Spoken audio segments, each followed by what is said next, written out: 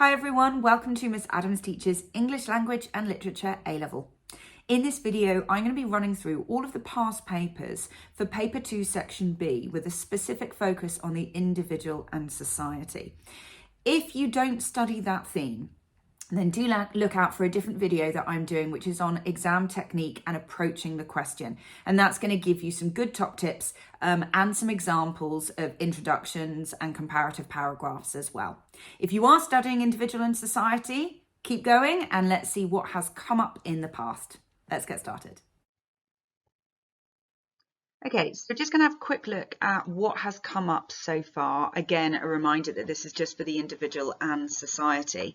So last year was an absolute stonker of a question because we got inequality and the effect of it on individuals. So that's, obviously an absolutely brilliant one. We've had some very broad questions as well running through. So journeys, literal or metaphorical. Obviously metaphorical would have been the most sensible route to take. Individuals who are content or discontent with their place in society. So technically that's actually about status because it's about how comfortable you are with your position. We've had how identity is shaped through interactions with others. Those who experience change, social constraints affecting the behaviour of individuals, individuals as outsiders, and then characters who feel intimidated by people or circumstances. And it's worthwhile knowing that the AS exam for last year was about friendships. Now, obviously, the AS questions for Section B are a little bit easier, but it means that it's unlikely that a friendships question is going to come up for this year's A-level because there's going to be a whole cohort of students that would have done that for last year's AS if you've done it in the stages rather than just doing the full A-level. But that's not to say that we might not get questions about things like the way that society has an impact on love or romantic relationships or relationships in general. You'll notice that they don't tend to focus in on a specific group because there's not a kind of there hasn't been a presentation of women, presentation of men. It's all about how individuals are affected. But I wonder if it's worth kind of just thinking about gender and the way that gender constructs have an impact on the individual. Obviously, I teach Gatsby and Othello, but obviously I know that, if you're studying Great Expectations or the Philip Larkin collection or whatever else, it's got to fit across everything. So that's why these questions are so broad.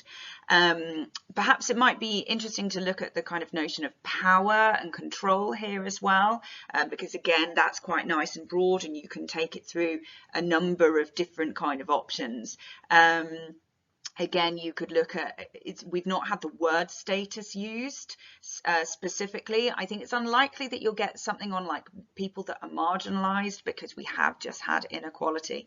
But again, the most important thing to remember is that even if you just look down this list, so many of these themes overlap. And if you revise broadly and widely, then you're going to have the material to use for whatever comes up, but at least you can see what has definitely come up just to give you a steer. Now, I have done a video on exam technique that is a lot longer and goes into more detail and with practice examples and such, but just a few little ideas just to kind of keep your focus. So make sure you plan and decide on an angle, because the questions like we've just established are so big you need to have a view. You need to take a stance and then use that as your line of argument. Write an intro that sets out that angle and try and bring in some relevant context. Don't reuse analysis from previous essays. A lot of people walk into the exam going, here are the quotes that I know how to analyse because I wrote it on an essay on the importance of whatever, and so I'm going to use that. Where if it doesn't fit the question, don't shoehorn it in. The number of people that try and shoehorn in Iago's comments about Othello from Act 1, Scene 1, regardless of how relevant it is, because they know how to analyse it. Be fresh in your approach. Do integrate your comparisons all the way through, so don't take the text separately, try and marry them up. Use context to inform your points, Don't just tack them on at the end of a paragraph. Check out my exam technique video for that, because I've given you a good example of one where it's tacked on and one where it's integrated. And remember that you can comment on similarities and differences. Yeah, it's not about saying what is the same. If there is a stark contrast that informs your argument, go for it. And quite often what you'll do is you'll have an overarching similarity and then a difference underlying that. Okay, so don't forget that you've got both. And the very best interpretations, the very best comparisons actually use the connections between the text to inform the interpretation, or to even inform the understanding of one of the texts specifically. And very importantly, review your essay as you go, ensuring you're hitting the AOs. So when I say as you go, I mean each paragraph. Write a paragraph, read the paragraph, check that you've hit the assessment objectives, check that you're using critical terminology, check that you're writing coherently and clearly. Some people, when they get into exams, sort of panic and then lose the coherence in their expression, and it's really important that you pick up if you're doing that. And although I'm not in any way suggesting that you write informally, but I do say to my students a lot of the time, how would you say it to me? Like, use language that you would use to communicate with me in a normal way, and then write that down, obviously avoiding slang and informality. But so often I'll read parts of essays and I'll think, do human beings speak like that? No, they don't. So why are you writing like that? So keep it clear, keep it simple.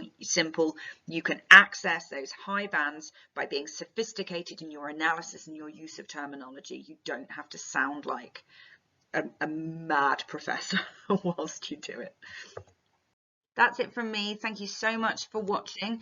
If you, in this theme, are studying Othello and Gatsby as your main text, then do have a little look at my playlist, because I've done some videos looking at some specific comparisons, so that might be useful.